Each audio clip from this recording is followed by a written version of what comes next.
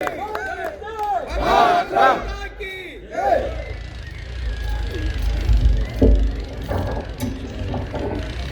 ओम हरि ओम हरि ओम। जननीं शारदां देवीं रामकृष्णं जगद्गुरुं पादपद्मे तयोर्षित्वा प्रणमामिर्मुहुर्मुहुः। रत्नाकराधौतपदां हिमालय किरीटिनीं ಬ್ರಹ್ಮರಾಜಶಿರತ್ನಾಢ್ಯಂ ವಂದೇ ಭಾರತ ಮಾತರಂ. ಕ್ಷೇತ್ರದ ಗ್ರಾಮ ದೇವತೆ ತಾಯಿ ಅಮ್ಮಾಜೇಶ್ವರಿ ಪಾದರವಿಂದಗಳಲ್ಲಿ ಶರಣಾಗತಿನ ಕೋರ್ತಾ, ಕ್ಷೇತ್ರದ ನೆಲದ ಎಲ್ಲ ದೇವದೇವರುಗಳ ಪಾದರವಿಂದಗಳಲ್ಲಿ, ಗುರುವರೇಣ್ಯರ ಪಾದರವಿಂದಗಳಲ್ಲಿ ಶರಣಾಗತಿನ ಬೇಡ್ತಾ, ವ್ಯಾಸಪೀಠದ ಮೇಲೆ ಆಸೀನರಾಗಿರುವಂಥ ಪರಮ ಪೂಜ್ಯನಿ ದಿವ್ಯತ್ರಿಯರಿಗೆ, ನೆರೆದಿರುವಂಥ ಎಲ್ಲ ನೆಚ್ಚಿನ ದೇಶಭಕ್ತ ಬಾಂಧವರಿಗೆ, ಮಾತಾ ಭಗಿಣಿಯರಿಗೆ, ಅಕ್ಕ ಅಣ್ಣಂದಿರಿಗೆ, ಇಡೀ ಕಾರ್ಯಕ್ರಮದಲ್ಲಿ ನಮಗೆ ಸಹಕಾರ ನೀಡ್ತಾ ಇರುವಂಥ ಆರಕ್ಷಕ ಬಂಧುಗಳಿಗೆ, ಪತ್ರಕರ್ತ ಬಾಂಧವರಿಗೆ ಹಾಗೂ ಎಲ್ಲ ಕಿರಿಯರ ಪಾದಗಳಿಗೆ ನನ್ನ ಹಣೆ ಹೆಚ್ಚಿ ನಮಸ್ಕರಿಸ್ತೇನೆ. ನನ್ನ ನೆಚ್ಚಿನ ಬಂಧುಗಳೇ, ಕಾರ್ಯಕ್ರಮಕ್ಕೆ ಬಂದಾಗ ಬಹಳ ಸಂತೋಷವಾಯಿತು. ಕಾರಣ, ಹಿಂದೂ ಧರ್ಮ ಜನಜಾಗೃತಿ ಸಭೆಯ ಕಾರ್ಯಕ್ರಮವನ್ನು ಹನುಮ ಜಯಂತಿಯ ಪ್ರಯುಕ್ತವಾಗಿ ಆಯೋಜನೆ ಮಾಡಿದ್ದಾರೆ. ನಾವೆಲ್ಲರೂ ಶೋಭಾಯಾತ್ರೆಯನ್ನು ಮುಗಿಸಿಕೊಂಡು ಬಂದಿದ್ದೀವಿ. ಕಾರ್ಯಕ್ರಮದಲ್ಲಿ ಬಹುತೇಕ ಜನ ತಾಯಂದಿರು ಸಹಸ್ರಾರು ಸಂಖ್ಯೆಯಲ್ಲಿ ಸೇರಿದ್ದಾರೆ. ನಾವೆಲ್ಲರೂ ಶ್ರೀರಾಮಚಂದ್ರಿಗೆ ಜಯಘೋಷಗಳನ್ನು ಹಾಕ್ತಿದ್ದೀವಿ ಅಂದರೆ ಇದು ಯಾವುದು ಸಾಮಾನ್ಯವಾದ ವಿಚಾರ ಅಲ್ಲ. ಕಾರಣ, ಒಂದು ಕಾಲದಲ್ಲಿ ನಮ್ಮ ಇದೇ ಸನಾತನ ಪರಂಪರೆಯನ್ನು ನಾಶ ಮಾಡಬೇಕು, ನಮ್ಮ ಮಠಮಂದಿರಗಳನ್ನು ಮಣ್ಣಲ್ಲಿ ಮಣ್ಣಾಗಿಸಬೇಕು, ನಮ್ಮ ಸನಾತನ ಸಂತ ಸಂಸ್ಕೃತಿಯನ್ನು ನಾಶ ಮಾಡಬೇಕಂತ ನಮ್ಮ ಮೇಲಾದ ದಾಳಿ ಒಂದೂ ಎರಡಲ್ಲ, 1,000ಕ್ಕೂ ಹೆಚ್ಚು ವರ್ಷ ನಿರಂತರ ನಮ್ಮ ಮೇಲೆ ದಾಳಿಯಾಗಿದೆ. ಇಷ್ಟು ವರ್ಷ ದಾಳಿ ಏನ್ ಮಹಾ ಅಂತ ನಾವು ಅಂದುಕೊಂಡ್ರೆ, ಯಾವತ್ತಾದ್ರೂ ಇತಿಹಾಸದ ಪುಟಗಳನ್ನು ತಿರುವು ಹಾಕಿ ನೋಡಿದಾಗ ನಮ್ಗೆ ಅರ್ಥ ಆಗುತ್ತೆ. ಇದೇ ಜಗತ್ನಲ್ಲಿ ಪ್ರಾಚೀನ ಅಂತ ಕರೆಸ್ಕೊಂಡಂತ 35 ಜನಾಂಗಗಳಿದ್ವಲ್ಲ, ಎಲ್ಲೋದು ಆ ಪ್ರಾಚೀನ ಜನಾಂಗಗಳು? ಎಲ್ಲೋಯ್ತು ಜಗತ್ತಿನ ಮುಂದೆ ಪಿರಮಿಡ್ಗಳನ್ನು ಕಟ್ಟಿ ಮೆರೆದಂತ ಈಜಿಪ್ಷಿಯನ್ ಜನಾಂಗ? ಎಲ್ಲೋಯ್ತು ಜಗತ್ತನ್ನು ಆಳಲಿಕ್ಕೆ ಬಂದಂತ ಗ್ರೀಕ್ ಜನಾಂಗ? ಎಲ್ಲೋಯ್ತು ಜಗತ್ತಿಗೆ ಭಾಷಾಶಾಸ್ತ್ರ ಪರಿಚಯಿಸಿಕೊಟ್ಟಂತ ಪರ್ಷಿಯನ್ ಜನಾಂಗ? ಎಲ್ಲೋಯ್ತು ಜಗತ್ತಿನ ಮುಂದೆ ಬಿಚ್ಚುಗತ್ತಿ ಹಿಡಿದು ನಿಂತಂತ ರೋಮನರ ಜನಾಂಗ? ಜಗತ್ನಲ್ಲಿ ಪ್ರಾಚೀನ ಅಂತ ಕರೆಸ್ಕೊಂಡಂತ 35ಕ್ಕೂ ಹೆಚ್ಚು ಜನಾಂಗಗಳು ಅಲ್ಪಾಯುಗಳಾಗಿ ಕಾಲಗರ್ಭ ಸೇರಿದ್ದಾವೆ. ನಮ್ಮ ಕಣ್ಣು ಮುಂದೆ ಕಣ್ತೆರೆದಂತ 100 ಮತಪಂಥಗಳು ಕಣ್ಮರಿಯಾಗಿ ಹೋಗಿದ್ದಾವೆ. ಯಾಕೆ? ಒಂದೇ ಒಂದು ಕಾರಣ, ಇತಿಹಾಸದಲ್ಲಿ ತಮ್ಮ ಮೇಲಾದಂತ 10, 20, 30, 40, 50 ವರ್ಷಗಳ ಕಾಲದ ಒಂದೇ ಒಂದು ಪರಕೀಯ ಜನಾಂಗದ ದಾಳಿಯನ್ನು ತಡೆಯುವಷ್ಟು ಸಾಮರ್ಥ್ಯ ಇಲ್ಲದೆ ಆ ಪ್ರಾಚೀನ ಅಂತ ಕರೆಸ್ಕೊಂಡಂತ ಜನಾಂಗಗಳೆಲ್ಲ ಮಣ್ಣಲ್ಲಿ ಮಣ್ಣಾಗಿ ಇತಿಹಾಸನಲ್ಲಿದ್ದಂಥ ಮೂಲ ಜನಾಂಗ ನಶಿಸಿ ಹೋಯಿತು. 10 ವರ್ಷ ಒಂದು ಜನಾಂಗದ ದಾಳಿ ಇರಾನ್ನಲ್ಲಿದ್ದಂಥ ಮೂಲ ಜನಾಂಗ ಅಳಿಸಿ ಹೋಯಿತು. ಆದರೆ ನಮ್ಮ ಸನಾತನ ಹಿಂದೂ ಧರ್ಮದ ಮೇಲೆ 10, 20, 40, 50 ವರ್ಷ ಅಲ್ಲ, ಚರಿತ್ರೆ ಸಾಕ್ಷಿಯಾಗಿ ನಿಂತಿದೆ. 1,372ಕ್ಕೂ ಹೆಚ್ಚು ವರ್ಷ ನಿರಂತರ ನಮ್ಮ ಮೇಲೆ ದಾಳಿ. ಇಷ್ಟು ವರ್ಷ ನಮ್ಮ ಮೇಲೆ ದಾಳಿ ಮಾಡಿದವರು ಒಂದೆರಡು ಜನಾಂಗದವರ, ಒಂದೆರಡು ಪರಕೀಯ ದೇಶದವರ? ಸ್ವಾಮಿ, 1,000ಕ್ಕೂ ಹೆಚ್ಚು ವರ್ಷ ಮೊಘಲರು ಬಂದ್ರು, ಅರಬ್ಬರು ಬಂದ್ರು, ಅಫ್ಘಾನರು ಬಂದ್ರು, ಪೋರ್ಚುಗೀಸರು ಬಂದ್ರು, ಡಚ್ಚರು ಬಂದ್ರು, ಫ್ರೆಂಚರು ಬಂದ್ರು, ಇಂಗ್ಲಿಷರು ಬಂದ್ರು, ಶಕರು ಬಂದ್ರು, ಹೂಣರು ಬಂದ್ರು. ಇವರೆಲ್ಲರೂ ಬಂದು ನಮ್ಮ ಮೇಲೆ ದಾಳಿ ಮಾಡಿದ ನಂತರವೂ ಇವತ್ತಿಗೂ ಸನಾತನ ಹಿಂದೂ ಧರ್ಮವಾಗಿ ಜೀವಂತವಾಗಿದೆ. ಜಗತ್ತಿನ 100 ಕೋಟಿ ಹಿಂದೂಗಳು ಮನೆಗಳು ಧರ್ಮಾಚರಣೆ ಮಾಡ್ತೀವಿ. ಹಳ್ಳಿಗಳು ಹನುಮನ ಜಯಂತಿಗಳು ನಡೀತಾ ಬಂದಿದ್ದೇವೆ. ರಾಮರಿಗೆ ಜಯಘೋಷಗಳು ಕೇಳ್ತಾ ಬಂದಿದ್ದಾರೆ. ಯಾರ ಕಾರಣದಿಂದ? ನಮ್ಮ ಪೂರ್ವಿಕರು ಪಟ್ಟಂತ ಶ್ರಮ, ಅವರು ನೀಡಿದಂತ ಸಮರ್ಪಣೆ, ಬಲಿದಾನ ಬಹಳ ಹಿಂದೆ ಬೇಕಾಗಿಲ್ಲ, ಕೆಲವು ಶತಮಾನಗಳ ಹಿಂದೆ. ಇಡೀ ಕಲ್ಯಾಣಕ್ಕೆ ಬೆಂಕಿ ಬೀಳೋಕು ಮುಂಚೆ ಅಲ್ಲಮ್ಮ ಪ್ರಭುಗಳು ಕಲ್ಯಾಣದಲ್ಲಿ ನಿಂತು ಭವಿಷ್ಯವಾಣಿ ನುಡಿದಿದ್ರು. ಅಲ್ಲಮ್ಮ ಪ್ರಭುಗಳು ಭವಿಷ್ಯವಾಣಿಯನ್ನ ನುಡಿತಾರೆ. ಕೆಟ್ಟು ಹಾಳಾಗುವುದು ಕಲ್ಯಾಣ, ತೋರ್ಪಡಿಗೆ ದೊಂಬರಾಟ ಅತಿಯಾಗುವುದು. ಹೇಳುವವರು ನಿಜವಾದ ಗುರುವಾಗಲೆಂದು ಹೇಳರು, ಕೇಳುವವರು ಗುರುವಾಗಲೆಂದು ಕೇಳರು. ಆಚಾರ, ವಿಚಾರ, ಪ್ರಚಾರ ಇವೆಲ್ಲವೂ ನಿಜವಾಗದೆ ಬರೀ ನಟನೆಯಾಗಿ, ಸಮರ್ಥಿಯಾಗದೆ, ವಿಪರೀತವಾಗಿ, ಶಿವಸಂತಾನವಾಗದೆ ಶನಿಪೀಡಿಯಾಗಿ ತೊಳೆ ತುಂಬುತ್ತದೆ. ಎದೆ ಹತ್ತಿ ಕೊರಳ ಬಿತ್ತಿ ಶಿವಾಚಾರದ ಪ್ರೇಮ ಮೇರೆ ಮೀರಿ ಬಿಜ್ಜಳನ ಪ್ರಾಣಕ್ಕೆರವಾಗುತ್ತದೆ. ಅನ್ಯತ ಆಚರಿಸುವವರು ಭ್ರಷ್ಟರಾಗುವರು, ವಿಚಾರ ವಿಮರ್ಶೆಗಳು ಗಡಿಪಾರಾಗುವವು, ಅವಿಚಾರ ಕರ್ಮಟತಿಗೆ ಗೋಪುರ ಕಟ್ಟುವರು. ಮೇಲು ಕೆಳಂಬುದು ಅತಿ ಹೆಚ್ಚಾಗಿ ಮೇಲಿನವರು ಕೆಳಗಿನವರನ್ನ ತಮ್ಮ ಕಾಲ್ತುಳಿತಕ್ಕೆ ತೊಟ್ಟು ಮಾಡಿಕೊಂಡು, ಅಧಿಕಾರಕ್ಕೆ ಗದ್ದುಗೆ ಮಾಡಿಕೊಂಡು, ಐಶ್ವರ್ಯಕ್ಕೆ ಕಮ್ಮಟ ಮಾಡಿಕೊಂಡು, ಕಾಮಬಹುಗಕ್ಕೆ ಅಂತಃಪುರ ಮಾಡಿಕೊಂಡು, ಗುರುಗಳ ಎಂಜಿಲೆ ವೇದ ಬಿಂದುವೆಂದು, ರಾಜನ ತಲೆಯೇ ವಜ್ರವೈಡೂರ್ಯವೆಂದು, ಜನರ ಬುದ್ಧಿ ಬರಿಯ ಮಣ್ಣೆಂದು, ಸರ್ವನಾಶವಾಗುವುದು ಗುಹೇಶ್ವರ ಅಂತ ಅಲ್ಲಮ್ಮ ಪ್ರಭುಗಳು ಭವಿಷ್ಯವಾಣಿಯನ್ನ ನುಡಿದು ಕಲ್ಯಾಣ ಬಿಟ್ಟು ಹೊರಡುವ ಸಂದರ್ಭ ಪ್ರಭುದೇವರ ಭವಿಷ್ಯವಾಣಿ ಅಕ್ಷರಶಃ ಸತ್ಯವಾಯಿತು. ಇಡೀ ಕಲ್ಯಾಣಕ್ಕೆ ಬೆಂಕಿ ಬಿದ್ದ ದೃಶ್ಯವನ್ನ ಕಂಡು ಬಸವಣ್ಣನವರು ಕಣ್ಣೀರಿಡುತ್ತಾ ಬರ್ತಾರೆ. ನಾನು ಬಂದ ಕಾರ್ಯಕ್ಕೆ ಕಲ್ಯಾಣ ಪ್ರಣತಿಯಾಯಿತು.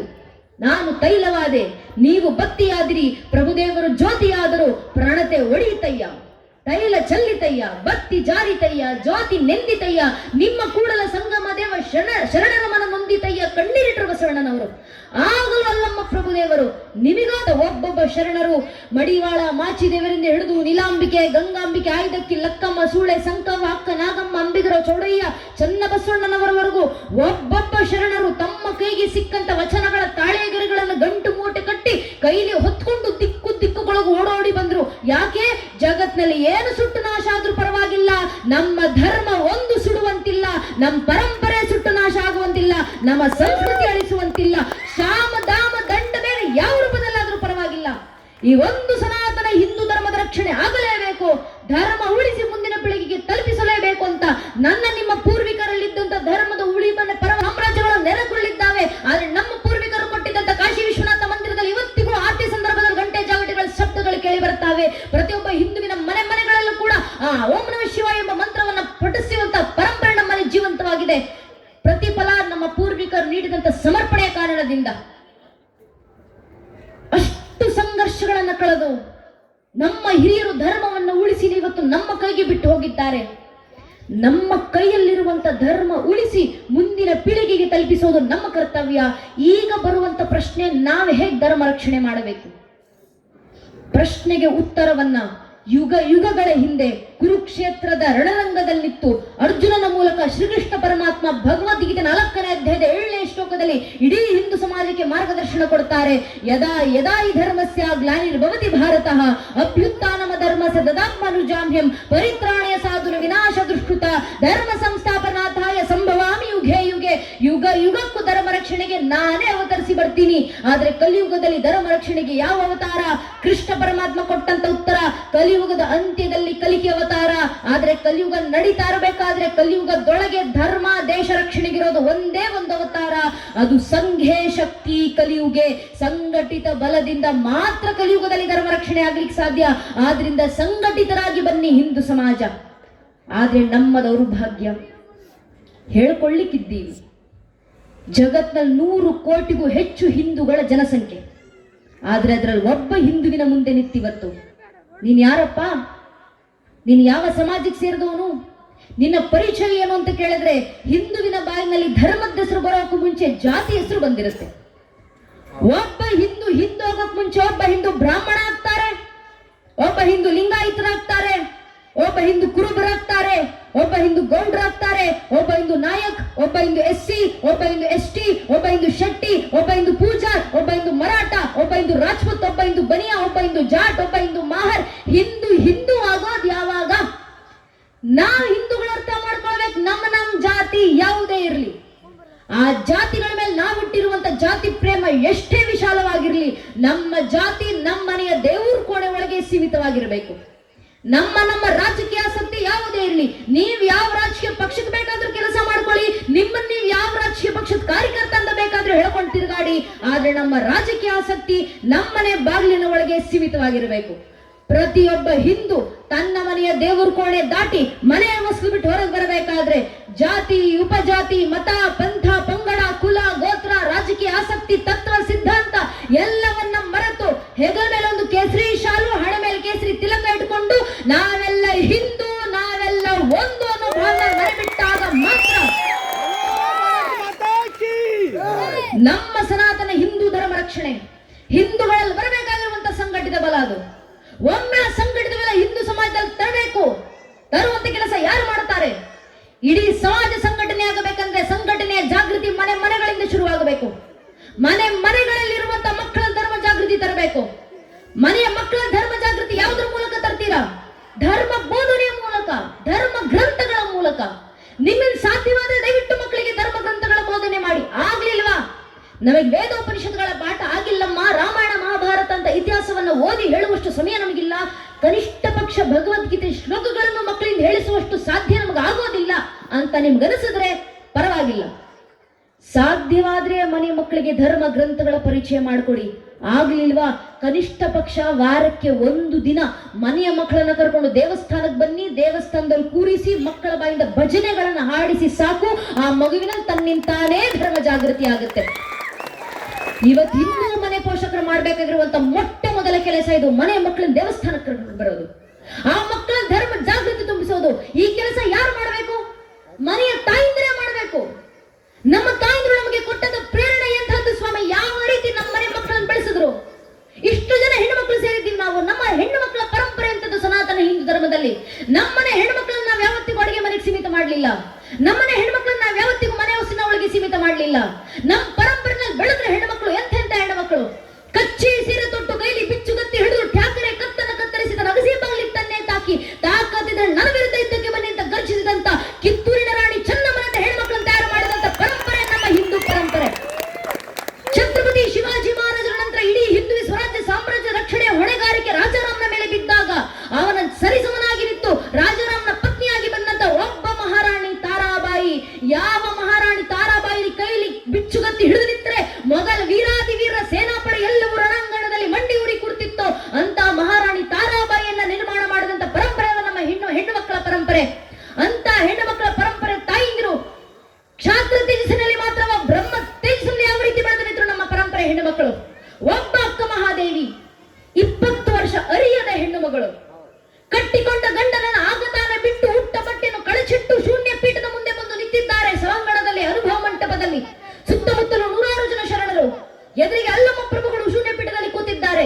ಬಂದಂತ ಅಕ್ಕನಿಗೆ ಅಲ್ಲಮ್ಮ ಪ್ರಭುಗಳು ಮಾಡಿದಂತ ಮೊಟ್ಟ ಮೊದಲ ಪ್ರಶ್ನೆ, ನಿನ್ನ ಗಂಡನ ಕುರು ಏನು ತಾಯಿ? ನಿನ್ನ ಗಂಡನ ಹೆಸರೇನಮ್ಮ? ಏನಂತ ಕೊಡ್ಬೇಕಕ್ಕ ಮಹಾದೇವಿ? 20 ವರ್ಷ ಅರಿಯದ ಹೆಣ್ಣು ಮಗಳು, ಆಗ ತಾನೇ ಗಂಡನ್ನ ತೊರೆದು ಹುಟ್ಟ ಬಟ್ಟೆಯನ್ನು ಕಳಿಸಿಟ್ಟು ಬಂದಂತೆ ಹೆಣ್ಣು ಮಗಳು ಅಲ್ಲಮ್ಮ ಪ್ರಭುಗಳ ಮುಂದೆ ನಿಂತು ಅನುಭವ ಮಂಟಪದ ಮುಂದೆ ಘಂಟಾಘೋಷವಾಗಿ ಸಾರ್ತಾರೆ, ಇಹಕ್ಕೊಬ್ಬ ಗಂಡ ಪರಕ್ಕೊಬ್ಬ ಗಂಡನೇ, ಎನಗೆ ಚನ್ನಮಲ್ಲಿಕಾರ್ಜುನ ಒಬ್ಬನೇ ಗಂಡನಯ್ಯ ಅಂತ ಆ ಭಕ್ತಿ ಪರಾಕಾಷ್ಠ ತಲುಪಿದಂತ ಹೆಣ್ಣು ಮಕ್ಕಳು ನಮ್ಮ ಪರಂಪರೆಯವರು. ಅಂತ ಹೆಣ್ಣು ಮಕ್ಕಳು ನಮ್ಮ ಪರಂಪರೆಯಲ್ಲಿ ಎಂಥ ಮಕ್ಕಳನ್ನ ತಯಾರು ಮಾಡಿದ್ರು.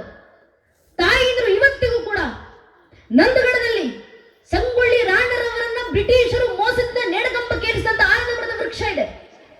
ಇವತ್ತಿಗೂ ನಮ್ಮ ಹಿಂದೂ ತಾಯಿಯಂದಿರು ನಂದಗಡಕ್ಕೆ ಹೋಗ್ತಾರೆ, ಸಂಗೊಳ್ಳಿ ರಾಣರವರನ್ನ ನೇಣಗಂಬಕ್ಕೆ ಏರಿಸಿದಂತ ಆನಂದ ಮರದ ವೃಕ್ಷಕ್ಕೆ ಒಂದು ತೊಟ್ಟಿಲು ಕಟ್ಟಿ ಬರ್ತಾರೆ. ಯಾಕೆ ಗೊತ್ತೇ? ಮನೆಯಲ್ಲಿ ಹುಟ್ಟೋದಾದ್ರೆ ಸಂಗೊಳ್ಳಿ ರಾಣರಂತ ದೇಶಭಕ್ತ ಮಗು ಮನ್ನಲ್ಲಿ ಹುಟ್ಟಿ ಅನ್ನೋ ಪ್ರೇರಣೆ ಕೊಡ್ಲಿಕ್ಕೋಸ್ಕರ ಮನ್ನನ ಮಕ್ಕಳನ್ನ ತೊಟ್ಟಿಲಲ್ಲಿ ಇಟ್ಟು ತೂಗ್ತಿದ್ರು ನಮ್ಮ ತಾಯಿದ್ರು. ಹಾಡನ್ನು ಹಾಡ್ತಿದ್ರು, ಲಾಲಿ ಹಾಡು. ಎಂತ ಹಾಡು? ಜುಳುವ ಪಾಡನ ಪಾಡನ ಪಾಡ ಶಿವಾಜಿ ಸಾ. ಮನೆಯ ತೊಟ್ಟಿನಲ್ಲಿ ಮಲಗಿರೋದು ಸಾಮಾನ್ಯ ಮಗು ಅಲ್ಲ, ಹಿಂದೂ ಸ್ವರಾಜ್ಯ ಸಾಮ್ರಾಜ್ಯ ಸಂಸ್ಥಾಪನೆ ಕನಸನ್ನ ನನಸಾಗಿಸಿದಂತ ಛತ್ರಪತಿ ಶಿವಾಜಿ ಮಹಾರಾಜ ನನ್ನ ಮನ್ನನ ಮಗುವಾಗಿ ಬಂದು ತೊಟ್ಟಿನಲ್ಲಿ ಮಲಗಿದೆ ಅಂತ ರಾಜನಿಂದ ತಯಾರಾಗಪ್ಪ ನೀನು ಅಂತ ಮಕ್ಕಳಿಗೆ ಧರ್ಮದ ಪ್ರೇರಣೆಯನ್ನು ಕೊಟ್ಟು ತೊಟ್ಟಿಲನ್ನು ತೂಗ್ತಿದ್ದಂತ ತಾಯಿಂದ್ರ ಪರಂಪರೆ ನಮ್ಮದು. ಆ ಪರಂಪರೆ ಮನೆ ಮಕ್ಕಳಿಗೆ ಬೋಧನೆ ಮಾಡಬೇಕು. ಆ ಬೋಧನೆ ಆಗಬೇಕಾದ್ರೆ ಮನೆ ಮಕ್ಕಳನ್ನ ದೇವಸ್ಥಾನಕ್ಕೆ ಕರ್ಕೊಂಡು ಬರಬೇಕು. ನಾವು ಮಕ್ಕಳನ್ನ ದೇವಸ್ಥಾನಕ್ಕೆ ಕರ್ಕೊಂಡು ಬರಲಿಲ್ಲ. ಪರಿಸ್ಥಿತಿ ನಮ್ಮ ಬೆಂಗಳೂರಿನಂತ ಮಹಾನಗರಗಳಲ್ಲಿ ನಾವು ಕೋಟ್ಯಾಂತರ ರೂಪಾಯಿ ಖರ್ಚು ಮಾಡಿ ದೇವಸ್ಥಾನ ಕಟ್ಟಿಸ್ತೀವಿ. ದೊಡ್ಡ ದೊಡ್ಡ ದೇವಸ್ಥಾನಗಳು ಕಟ್ಟಿಸಿದ ಕೂಡಲೇ ಒಂದು ಮೆಷಿನ್ ತಂದು ದೇವಸ್ಥಾನದಲ್ಲಿ ಇಡ್ತೀವಿ. ಸ್ವಿಚ್ ಆನ್ ಮಾಡಿದ್ರೆ ಸಾಕು, ಗಂಟೆ ಜಾಗಟೆ ಎಲ್ಲ ಮೆಷಿನ್ ಓಡ್ಕೊಳ್ಳುತ್ತೆ. ನಮಗದನ್ನ ನೋಡಿದಾಗ ಏನೋ ಆನಂದ. ಹಬ್ಬ ಟೆಕ್ನಾಲಜಿ ದೇವಸ್ಥಾನದವರೆಗೂ ಬಂದ್ಬಿಟ್ಟಿದೆ. ಆರತಿ ಸಂದರ್ಭಕ್ಕೆ ನಾವು ಏನೋ ಕೆಲಸ ಮಾಡುವಂತ ಅವಶ್ಯಕತೆ ಇಲ್ಲ. ಒಂದು ಸ್ವಿಚ್ ಆನ್ ಮಾಡಿದ್ರೆ ಸಾಕು, ಗಂಟೆ ಜಾಗಟೆ ಡಮರು ಎಲ್ಲ ಮೆಷಿನ್ ಓಡ್ಕೊಳ್ಳುತ್ತಲ್ಲ ಅಂತ ನಮ್ಗೆ ಏನೋ ಆನಂದ. ಅದನ್ನು ನೋಡಿದಾಗ ಖುಷಿ ಪಡುವಂತ ವಿಚಾರ ಅಲ್ಲ, ದುಃಖ ಪಡುವಂತ ವಿಚಾರ ಅದು. ಯಾಕ ಮೆಷಿನ್ನ ನಗರದ ದೇವಸ್ಥಾನಗಳು ತಂದಿಟ್ಟಿದ್ದೀವಿ ಅಂದ್ರೆ ಪ್ರತಿನಿತ್ಯ ಸಂಧ್ಯಾ ಕಾಲಕ್ಕೆ ಆ ದೇವರಿಗೆ ಆರತಿ ಬೆಳಗುವಂತ ಸಮಯಕ್ಕೆ ಗಂಟೆ ಜಾಗಟೆ ಹೊಡಿಲಿಕ್ಕೆ ದೇವರ ಮುಂದೆ ದೇವಸ್ಥಾನದಲ್ಲಿ ಹಿಂದೂಗಳು ಇಲ್ಲ. ಪರಿಸ್ಥಿತಿ ಒಂದು ಮೆಷಿನ್ ತಂದಿಡುವಂತ ಸ್ಥಿತಿ ನಮ್ಮ ದೇವಸ್ಥಾನಗಳಿಗೆ ಬಂದಿದ್ದಾವೆ. ಯಾವ ಪರಿಸ್ಥಿತಿಯಲ್ಲಿ ಹಿಂದೂ ಸಮಾಜ ಇದ್ದೀವಿ ನಾವು. ಆದ್ರೆ ನಿಜ ಹೇಳಬೇಕು, ನಮ್ಮ ಸೌಭಾಗ್ಯ ನಿಮ್ಮ ಊರಿಗೆ ಬರೋಕೆ ಕಾರ್ಯಕ್ರಮಕ್ಕೆ ಬರೋಕೆ ಮುಂಚೆ ಪೂಜನೀಯ ಸ್ವಾಮೀಜಿಯವರ ಜೊತೆಗೆ ನಮ್ಮನ್ನ ಗ್ರಾಮ ದೇವತೆ ದೇವಸ್ಥಾನಕ್ಕೆ ಕರ್ಕೊಂಡೋಗಿದ್ರು, ಅಮ್ಮಾಜೇಶ್ವರಿಯವರ ದೇವಸ್ಥಾನಕ್ಕೆ. ತಾಯಿಯ ನಮಗೆ ಕೊಟ್ಟಂತ ಸುಕೃತ, ನಾವು ಪೂಜ್ಯರು ಕಾಲಿಟ್ಟಂತ ಸರಿ ಸಂದರ್ಭಕ್ಕೆ ಅಲ್ಲಿ ಆರತಿ ಆಗ್ತಿತ್ತು. ಆರತಿ ಬೆಳಗ್ಬೇಕಾದ್ರೆ ನಾವು ನೋಡಿದ್ವಿ, ಅಲ್ಲಿ ಆರತಿ ಸಂದರ್ಭಕ್ಕೆ ಕನಿಷ್ಠ ಪಕ್ಷ ಗಂಟೆ ಜಾಗಟೆ ಡಮರು ಬರ್ಲಿಕ್ಕೆ 3 ರಿಂದ 4 ಜನ ದೇವಸ್ಥಾನದಲ್ಲಿ ಇದ್ರು. ಪುರೋಹಿತರು ಒಬ್ಬರೇ ನಿಂತಿರ್ಲಿಲ್ಲ. ಯಾಕೆ ಅಂದ್ರೆ ನಮ್ಮ ಪೂರ್ವಿಕರು ಬಿತ್ತಿ ಹೋದಂತ ಸಂಸ್ಕಾರ, ನಿಮ್ಮ ನಿಮ್ಮ ಕೆಲಸಗಳಲ್ಲಿ ವ್ಯಸ್ತರಾಗಿದ್ರು ಪರವಾಗಿಲ್ಲಪ್ಪ, ಆರತಿ ಮಾಡುವ ಸಂದರ್ಭಕ್ಕೆ ಭಕ್ತರು ಅಂತ ಭಗವಂತನ ಮುಂದೆ ಕಣ್ಣು ಮುಂದೆ ಕಾಣಿಸ್ಕೊಳ್ಳಿ ಕನಿಷ್ಠ ಪಕ್ಷ 5 ಜನ ಹಿಂದೂ ನಿಂತಿರಲೇಬೇಕು ಅಂತ ಪೂರ್ವಿಕರು ಹಾಕಿಕೊಟ್ಟದ ಪದ್ಧತಿ. ಆ ಪದ್ಧತಿ ನಿಮ್ಮ ಊರಿನಲ್ಲಿ ಪಾಲಿಸ್ತಿದ್ದೀರಾ ನೋಡಿದಾಗ ಬಹಳ ಸಂತೋಷವಾಯ್ತು. ದಯವಿಟ್ಟು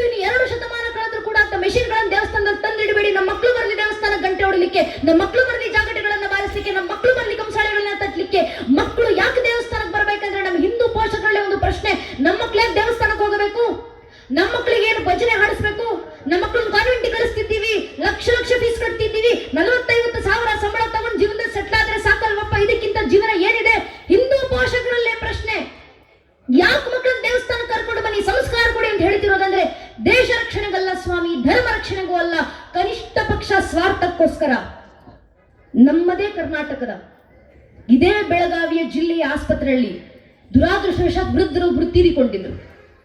ಆಸ್ಪತ್ರೆಯವರೆಲ್ಲ ಪೊಲೀಸರಿಗೆ ಫೋನ್ ಮಾಡಿದ್ರು, ನಮ್ಮ ಆಸ್ಪತ್ರೆಯಲ್ಲಿ ಅಡ್ಮಿಟ್ ಆದಂತ ವೃದ್ಧರು ತೀರಿಕೊಂಡಿದ್ದಾರೆ ಸರ್, ಇಷ್ಟು ವರ್ಷ ಅವರನ್ನ ನೋಡ್ಕೊಂತಿದ್ದಂತ ಹುಡುಗ ಪರಾರಿಯಾಗಿದ್ದಾನೆ, ಫೋನ್ ಮಾಡಿದ್ರೆ ಫೋನ್ ಎತ್ತಲ್ಲ, ಏನ್ ಮಾಡಬೇಕು ಬಂದು ನೋಡಿ ಅಂತ. ಆರಕ್ಷಕರೆಲ್ಲ ಆಸ್ಪತ್ರೆಗೆ ಧಾವಿಸಿ ಬಂದ್ರು. ಆ ವೃದ್ಧರ ದಾಖಲೆಗಳೇನಿದ್ದ ಆಸ್ಪತ್ರೆಯವರ ಹತ್ರ ಎಲ್ಲ ತೆಗೆಸಿದ್ರು. ಅವರ ವಿಳಾಸ ಹುಡ್ಕೊಂಡು ಅಕ್ಕಪಕ್ಕದ ಮನೆಯವರ ಹತ್ರ ನಿಂತು ಕೇಳಿದ್ರು, ನಿಮ್ಮ ಪಕ್ಕದ ಮನೆಯಲ್ಲಿದ್ದಂತ ವೃದ್ಧರ ಆಸ್ಪತ್ರೆಗೆ ಅಡ್ಮಿಟ್ ಆದವರು ದುರಾದೃಷ್ಟವಶಾತ್ ಆಸ್ಪತ್ರೆಯಲ್ಲಿ ತೀರಿಕೊಂಡಿದ್ದಾರೆ, ಅವರಿಗೆ ಮಕ್ಕಳು ಮೊಮ್ಮಕ್ಕಳು ನೆಂಟಸ್ಥರು ಸಂಬಂಧಿಕರು ಬಂಧು ಬಾಂಧವರು ಮನೆಯವರಂತನಾದ್ರೂ ಜಗತ್ನಲ್ಲಿ ಯಾರಾದ್ರೂ ಇದ್ರ? ಅಕ್ಕಪಕ್ಕದ ಮೇಲೆ ಸಹಜವಾಗಿ ಉತ್ತರ ಕೊಟ್ಟರು, ಹೌದು ಸರ್, ಅವ್ರಿಗಿಬ್ರು ಮಕ್ಕಳಿದ್ದಾರೆ, ಒಬ್ಬ ಮಗ ಅಮೆರಿಕದಲ್ಲಿದ್ದಾನೆ, ಮತ್ತೊಬ್ಬ ಮಗಳು ಕೆನಡಾದಲ್ಲಿದ್ದಾಳೆ ಸರ್, ಇಬ್ರು ಮಕ್ಕಳು ವಿದೇಶ. ಸರಿ, ಇಬ್ರು ಮಕ್ಕಳು ಫೋನ್ ನಂಬರ್ ತೆಗೆಸ್ಕೊಂಡು ಪೊಲೀಸರು ಮಕ್ಕಳಿಗೆ ಫೋನ್ ಮಾಡಿ ವಿಷಯ ತಲುಪಿಸ್ತಾರೆ, ಭಾರತದಲ್ಲಿದ್ದಂತ ನಿಮ್ಮ ತಂದೆ ಆಸ್ಪತ್ರೆಗೆ ಅಡ್ಮಿಟ್ ಆದವರು ದೌರ್ಭಾಗ್ಯವಶಾತ್ ಆಸ್ಪತ್ರೆಯಲ್ಲಿ ತೀರಿಕೊಂಡಿದ್ದಾರಮ್ಮ, ದಯವಿಟ್ಟು ವಾಪಸ್ ಭಾರತಕ್ಕೆ ಬನ್ನಿ, ನಿಮ್ ತಂದೆ ಅಂತ್ಯ ಸಂಸ್ಕಾರ ಮುಗಿಸ್ಕೊಂಡು ಹೋಗಿ. ಮಗ ಅಮೆರಿಕ, ಮಗಳು ಕೆನಡಾ, ಇಬ್ಬರು ಮಕ್ಕಳು ಫೋನ್ ನಲ್ಲಿ ಪೊಲೀಸರಿಗೆ ವಾಪಸ್ ಉತ್ತರ ಕೊಡ್ತಾರೆ, ವಿದೇಶದಿಂದ ಭಾರತಕ್ಕೆ ಬರುವಷ್ಟು ಪುರುಸೊತ್ ನಮಗಿಲ್ಲ, ನಮ್ಮಪ್ಪನ ಶವ ತಗೊಂಡೋಗಿ ಎಲ್ಲಾದ್ರೂ ಬಿಸಾಡಿ ಅಂತ. ನಮ್ಮದೇ ಕರ್ನಾಟಕದ ಇದೇ ಬೆಳಗಾವಿ ಜಿಲ್ಲೆಯಲ್ಲಿ ಕೆಲವು ಸಮೇತ ಹಿಂದೆ ನಡೆದಂತ ಘಟನೆ. ಅವರ ಅಂತ್ಯ ಸಂಸ್ಕಾರ ಕೊನೆಗೆ ಮಕ್ಕಳು ಬರಲಿಲ್ಲ, ಮೊಮ್ಮಕ್ಕಳು ಬರಲಿಲ್ಲ, ಪೊಲೀಸ್ ಅವರ ಮುಂದೆ ನಿಂತು ಅಂತಿಮ ಸಂಸ್ಕಾರ ಮಾಡಬೇಕಾಯ್ತು. ಯಾಕಿಂತ ಘಟನೆಗಳು ಸಮಾಜದಲ್ಲಿ ಘಟಿಸ್ತಿದ್ದಾವೆ? ಯಾಕಿಂತ ಸಂದರ್ಭಗಳು ಜಗತ್ತಿನ ನಿರ್ಮಾಣ ಆಗ್ತಿದ್ದಾವೆ? ಒಂದೇ ಒಂದು ಕಾರಣ, ಮನೆಯಲ್ಲಿ ಸಂಸ್ಕಾರದ ಕೊರತೆ. ಅದೇ ಮನೆ ಮಕ್ಕಳಿಗೆ ಶಾಲೆ ಶಿಕ್ಷಣದ ಜೊತೆಗೆ 5ನೇ ತರಗತಿಯಿಂದ ರಾಮಾಯಣ, 10ನೇ ತರಗತಿಯಿಂದ ಮಹಾಭಾರತ, 12ನೇ ತರಗತಿಯಿಂದ ಭಾಗವತ, ಇಡೀ ಜೀವನಕ್ಕೆ ಬೇಕಾದಷ್ಟು ಶರಣರ ವಚನಗಳು, ದಾಸ ಕೀರ್ತನೆಗಳು, ಭಗವದ್ಗೀತೆ ಶ್ಲೋಕ, ವೇದ ಮಂತ್ರಗಳನ್ನ ಮಕ್ಕಳ ಬಾಯಿಂದ ಹೇಳಿಸಿ ಬೆಳೆಸಿ ಸಾಕು. ಆ ಮಕ್ಕಳು ತಮ್ಮ ಕೊನೆ ಉಸಿರಿರುವವರೆಗೂ ನಿಮ್ಮನ್ನ ಅಂದ್ರೆ ತಂದೆ ತಾಯಿಂದಿರನ್ನ ದೇವರ ಸ್ಥಾನದಲ್ಲಿಟ್ಟು ನಿಮ್ಮ ಪಾದ ಪೂಜೆ ಮಾಡಿ ಸಾಕೊಳ್ತಾರೆ. ಕಾರಣ ನನ್ನ ಧರ್ಮ ಮಕ್ಕಳಿಗೆ ಹೇಳ್ಕೊಡುತ್ತೆ. ಮಾತೃದೇವೋ ಭವ ಪಿತೃದೇವೋ ಭವ ಅನ್ನೋ ಸಂಸ್ಕಾರ, ಆ ಸಂಸ್ಕಾರ ಸ್ವಾರ್ಥಕ್ಕೋಸ್ಕರನಾದ್ರೂ ನಮ್ಮನೆ ಮಕ್ಕಳಿಗೆ ನಾವು ನೀಡಲಿಲ್ಲ ಅಂದ್ರೆ ಇನ್ಯಾರು ನೀಡಬೇಕು? ಆದ್ರೆ ನಮ್ಮ ದೌರ್ಭಾಗ್ಯ, ಯಾವ ಹಿಂದೂ ಮನೆಗಳಲ್ಲಿ ಸಂಧ್ಯಾಕಾಲ ಆದ ಕೂಡಲೇ ಭಜನೆಗಳ ಸುದೆ ಕೇಳಿ ಬರಬೇಕಿತ್ತು. ಮನೆಯ ಮಕ್ಕಳು ತುಳಸಿ ಕಟ್ಟೆ ಪೂಜೆ ಮಾಡಿ ದೇವರ ಕೋಣೆನಲ್ಲಿ ಕೂತು ಜಗಲಿ ಮುಂದೆ ನಿಂತು ಕನಿಷ್ಠ ಪಕ್ಷ ಒಂದು ಭಗವದ್ಗೀತೆ ಶ್ಲೋಕ, ಒಂದು ವೇದ ಮಂತ್ರವನ್ನಾದ್ರೂ ಪಠಿಸಬೇಕಿತ್ತು. ಇವತ್ತು ನಮ್ಮ ಹಿಂದೂ ಮನೆಗಳ ಧರ್ಮದ ಆಚರಣೆ ಬಿಡಿ, ಶಾಸ್ತ್ರಾಕಾರ ಮಾತು ದಾರಿಯಂತಿ ಇತಿ ಧರ್ಮ, ಯಾವುದು ಧರಿಸಲ್ಪಡುತ್ತೋ ಅದು ಧರ್ಮ. ನಾವು ಧರ್ಮ ಧರಿಸೋದಲ್ಲ, ಕನಿಷ್ಠ ಪಕ್ಷ ಅಂದ್ರೂ ಧಾರ್ಮಿಕ ಸಂಕೇತ ಧರಿಸೋದು ಮರ್ತು ಹೋಗಿದ್ದೀವಿ. ಬೇರೆಲ್ಲೂ ಬೇಡ. ಈ ಕ್ಷಣ ಸೇರಿರೋದಿಲ್ಲಿ ಧರ್ಮ ಜಾಗೃತಿಯ ಸಭಾ ಕಾರ್ಯಕ್ರಮದಲ್ಲಿ. ನಮ್ಮ ಯಾವ ಪೂರ್ವಿಕರ ಯಾವ ಜನ್ಮದ ಪುಣ್ಯದ ಸುಕೃತ ನಮಗೆ ಪ್ರತಿಫಲವಾಗಿ ದೊರಕಿದೆಯೋ ಇಲ್ಲೋ ಗೊತ್ತಿಲ್ಲ, ನಾವೆಲ್ಲ ಹಿಂದೂ ಬಾಂಧವರು ಅಂತ ಹನುಮ ಜಯಂತಿಯ ಕಾರ್ಯಕ್ರಮದಲ್ಲಿ ಬಂದು ನೆರೆದಿದ್ದೀವಿ. ಇಂಥ ಧಾರ್ಮಿಕ ಸಭೆಗೆ ಬಂದು ಕೂತಾಗ ಸ್ವಲ್ಪ ಅಕ್ಕಪಕ್ಕ ಸುತ್ತಮುತ್ತ ಕಣ್ಣಾಡಿಸಿ ನೋಡಿ. ನಿಮ್ಮ ಅಕ್ಕಪಕ್ಕದಲ್ಲಿ ಹಿರಿಯರು ಇರ್ತಾರೆ, ಸುತ್ತಮುತ್ತ ವೃದ್ಧರು ಕೂತಿರ್ತಾರೆ. ಆ ಹಿರಿಯರ ಹಣೆ ಸ್ವಲ್ಪ ಗಮನಿಸಿ. ಅವರು ಹಣೆ ತುಂಬ ವಿಭೂತಿ ಬೆಳೆದಿರ್ತಾರೆ, ಹಣೆ ಕುಂಕುಮ ಹಚ್ಚಿರ್ತಾರೆ, ಗಂಧ ಚಂದನ ತಿಲಕ ಭಂಡಾರ ಯಾವುದೋ ಒಂದು ಪರಂಪರೆಗನುಸಾರವಾಗಿ ಒಂದಲ್ಲ ಒಂದು ಧಾರ್ಮಿಕ ಸಂಕೇತ ಅವರ ಹಣೆನಲ್ಲಿ ವಿಜೃಂಭಿಸ್ತಿರುತ್ತೆ. ಅದೇ ಸ್ವಲ್ಪ ನನ್ನ ವಯಸ್ಸಿನ, ನನ್ನ ಪೀಳಿಗೆಯ, ನನ್ನ ತಲೆಮಾರಿನ ಮಕ್ಕಳ ಹಣೆಗಳನ್ನು ಗಮನಿಸಿ ನೋಡಿ. ಎಷ್ಟು ಜನ ನನ್ನ ವಯಸ್ಸಿನ ಮಕ್ಕಳು ಹಣೆಗೆ ಧಾರ್ಮಿಕ ಸಂಕೇತ ಧರಿಸಿ ಬಂದಿದ್ದಾರೆ. ವಿಶೇಷತಃ ನಮ್ಮ ಮನೆ ಹೆಣ್ಣು ಮಕ್ಕಳು ಹಣೆಗೆ ಕುಂಕುಮ ಇಡೋ ಪದ್ಧತಿಯನ್ನೇ ಮರ್ತು ಹೋಗ್ತಿದ್ದಾರೆ. ಹಿಂದೂ ಮನೆ ಹೆಣ್ಣು ಮಕ್ಕಳು ಇವತ್ತು ಹಣೆ ಕುಂಕುಮನ್ನೇ ಹಚ್ಚೋದಿಲ್ಲ. ಅಮ್ಮ ಅಂದ್ರೆ ಒಂದು ಕಪ್ಪು ಚುಕ್ಕಿ ತಗೊಂಡು ಹಣೆಗೆ ಇಟ್ಕೊಳ್ತಾರೋ, ಸಣ್ಣ ಕಪ್ಪು ಬಟ್ಟು. ತಪ್ಪು ನಮ್ಮನೆ ಹೆಣ್ಣು ಮಕ್ಕಳದಲ್ಲವೇ ಅಲ್ಲ. ಏನಕ್ಕೆ ಹಣೆ ಕುಂಕುಮ ಇಡಬೇಕು ಅಂತ ಹೇಳ್ಕೊಡದೇ ಇರುವಂತ ಮನೆ ಪೋಷಕರ ತಪ್ಪು, ಮನೆ ಹಿರಿಯರ ತಪ್ಪು.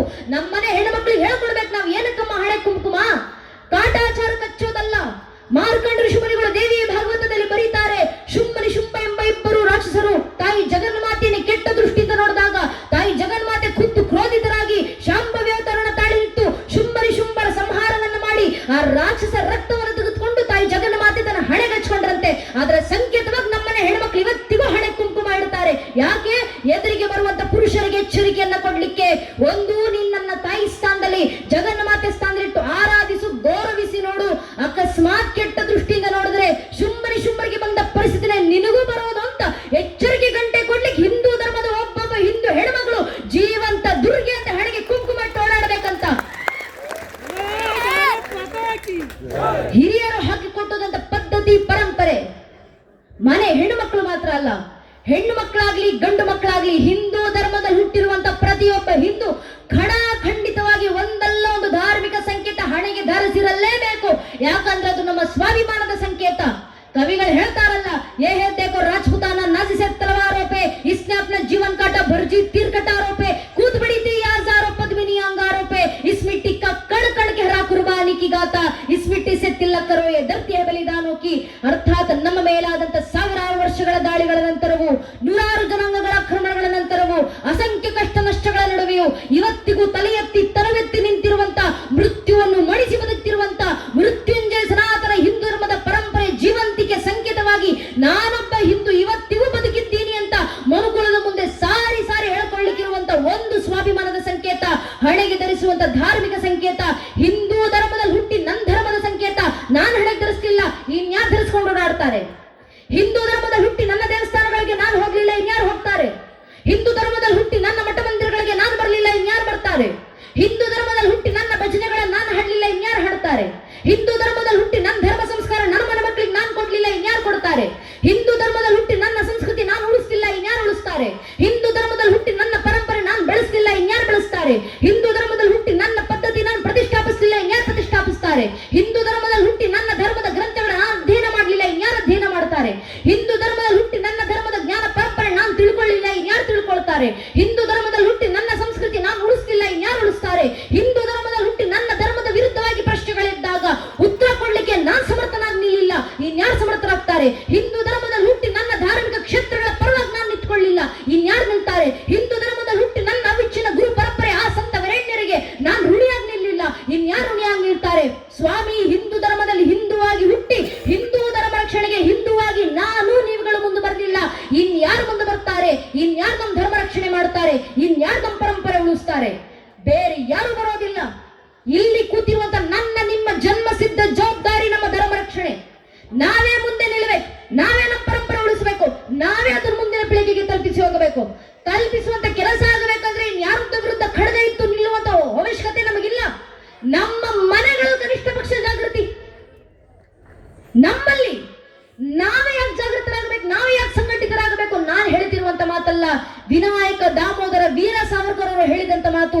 ವೀರ ಸಾವರ್ಕರ್ ಅವರು ಹೇಳ್ತಾರೆ, I do not fear A Muslim, neither do I fear A Christian, but I fear those Hindus var against Hindutva.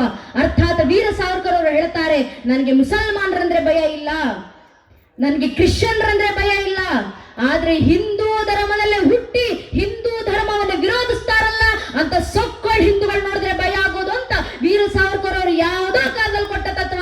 ಅರ್ಥಾತ್ ನಮ್ಮ ಧರ್ಮಕ್ಕೆ ಸಮಸ್ಯೆ ಬಂದ್ರೆ ನಮ್ಮ ಧರ್ಮದಲ್ಲೇ ಹುಟ್ಟಿ ನಮ್ಮ ಧರ್ಮವನ್ನೇ ವಿರೋಧಿಸಿರೋದು ಹೊರತಾಗಿ ಇನ್ಯಾರಿಂದಲೂ ಸನಾತನ ಹಿಂದೂ ಧರ್ಮಕ್ಕೆ ಸಮಸ್ಯೆ ಇಲ್ಲ. ಸ್ವಾಮಿ ಸಾವಿರಾರು ವರ್ಷ ನೂರಾರು ಜನಾಂಗಗಳ ಪ್ರಯತ್ನ ಪಟ್ಟು ಸನಾತನ ಹಿಂದೂ ಧರ್ಮ ಅಳಿಸಿ ಹೋಗೋದ್ ಬಿಡಿ, ಸನಾತನ ಹಿಂದೂ ಧರ್ಮವನ್ನ ಅಲುಗಾಡಿಸ್ಲಿಕ್ಕೂ ಯಾರಿಂದಲೂ ಸಾಧ್ಯ ಆಗಲಿಲ್ಲ. ಕಾರಣ ಇದು ಸತ್ಯ ಸನಾತನ ಧರ್ಮ, ಇದು ನಿತ್ಯ ನಿರಂತರ ಗಂಗೆಯಂತೆ ಪ್ರವಹಿಸುತ್ತೆ.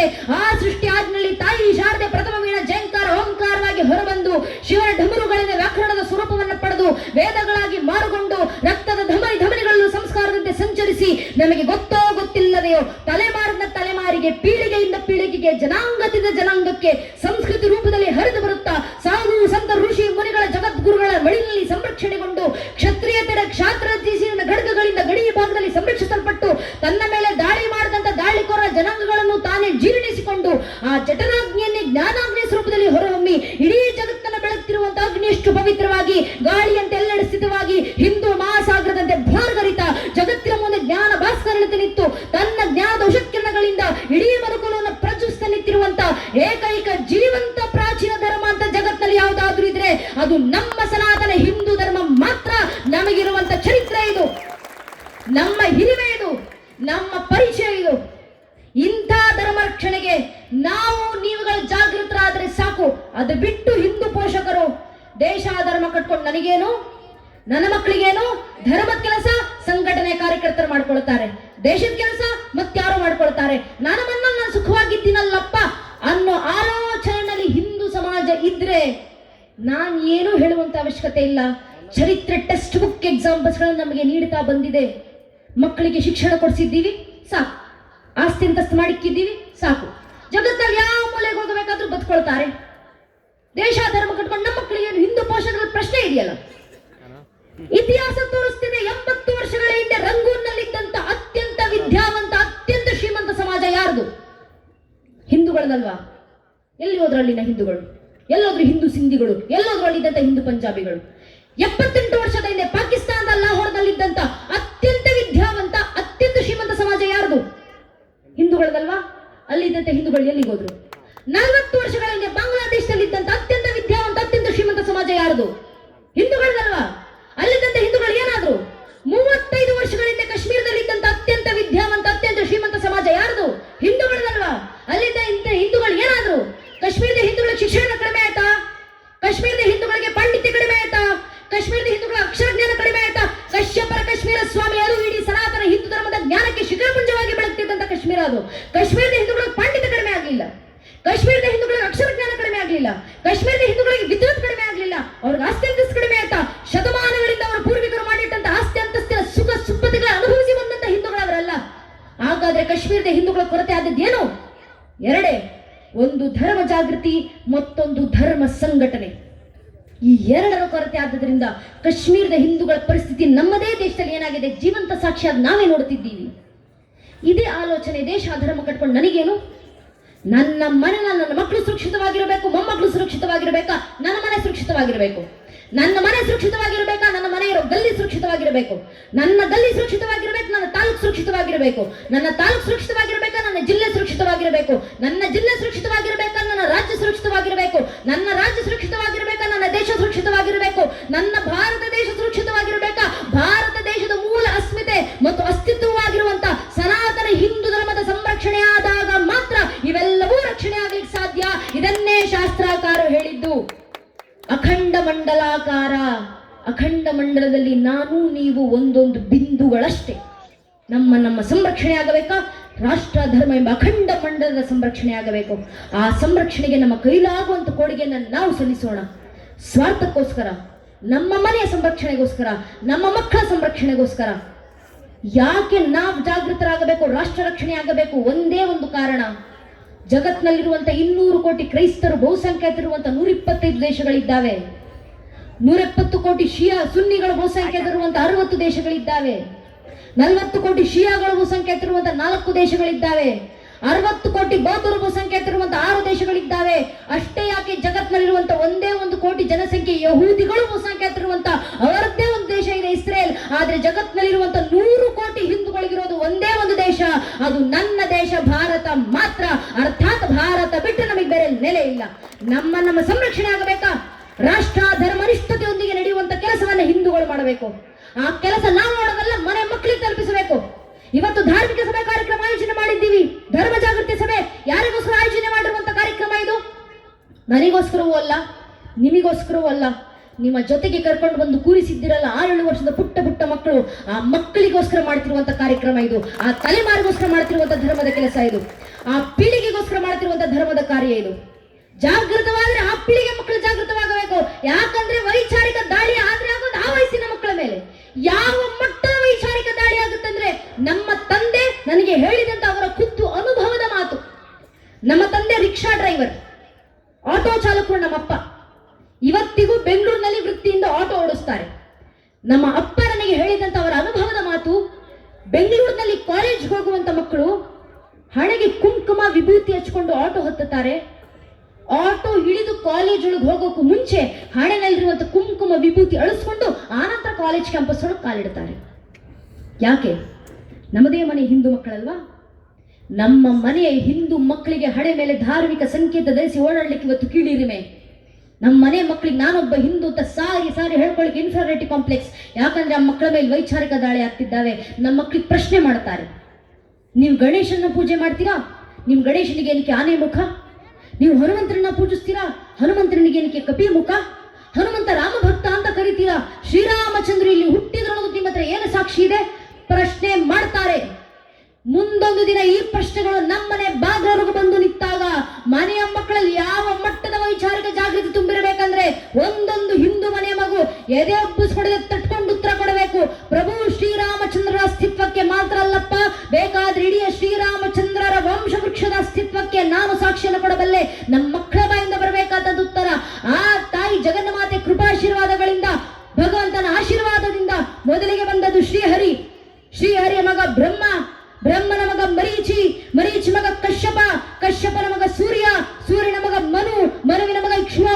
ಇಕ್ಷ್ವಾಕುವಿನ ಮಗ ಕುಕ್ಷಿ, ಕುಕ್ಷ ಮಗ ವಿಕುಕ್ಷಿ, ವಿಕುಕ್ಷ ಮಗ ಬಾಣ, ಬಾಣನ ಮಗ ಅನರಾರಣ್ಯ, ಅನರಾರಣ್ಯನ ಮಗ ಭೃದು, ಭೃದುವಿನ ಮಗ ತ್ರಿಶಂಕು, ತ್ರಿಶಂಕುವಿನ ಮಗ ದುಂಡುಮಾರ, ದುಂಡುಮಾರನ ಮಗ ಮಾಂಧಾತ, ಮಾಂಧಾತನ ಮಗ ಸುಸಂಧಿ, ಸುಸಂಧಿ ಮಗ ಧ್ರುವಸಂಧಿ, ಧ್ರುವಸಂಧಿಯ ಮಗ ಭರತ, ಭರತನ ಮಗ ಅಶೀತ, ಅಶೀತನ ಮಗ ಸಗರ, ಸಗರನ ಮಗ ಅಸಮಂಜಸ, ಅಸಮಂಜಸನ ಮಗ ಅಂಶುಮಂತ, ಅಂಶುಮಂತನ ಮಗ ದಿಲೀಪ, ದಿಲೀಪನ ಮಗ ಭಗೀರಥ, ಭಗೀರಥನ ಮಗ ಕುಕುತ್ಸು, ಕುಕುತ್ಸುವಿನ ಮಗ ರಘು, ರಘುವಿನ ಮಗ ಪ್ರಬೃದ್ಧ, ಪ್ರಬೃದ್ಧನ ಮಗ ಶಶಂಕು, ಶಶಂಕುವಿನ ಮಗ ಸುದರ್ಶನ, ಸುದರ್ಶನ ಮಗ ಅಗ್ನಿವರ್ಣ, ಅಗ್ನಿವರ್ಣನ ಮಗ ಶೀಘ್ರವೇದ, ಶೀಘ್ರವೇದನ ಮಗ ಮರು, ಮರುವಿನ ಮಗ ಪ್ರಶಿಷಕ, ಪ್ರಶಿಷಕನ ಮಗ ಅಂಬರೀಷ, ಅಂಬರೀಷನ ಮಗ ನಘೂಷ, ನಘೂಷನ ಮಗ ಯಾತಿ, ಯಾತಿಯ ಮಗ ನಾಭಾಗ, ನಾಭಾಗನ ಮಗ ಅಜ, ಅಜನ ಮಗ ದಶರಥ, ದಶರಥನ ಮಗನೇ ರಘುವಂಶಧರಾಗವ ಪ್ರಭು ಶ್ರೀರಾಮಚಂದ್ರರು ಅಂತ ಹೇಳುವ ಮಟ್ಟಕ್ಕೆ,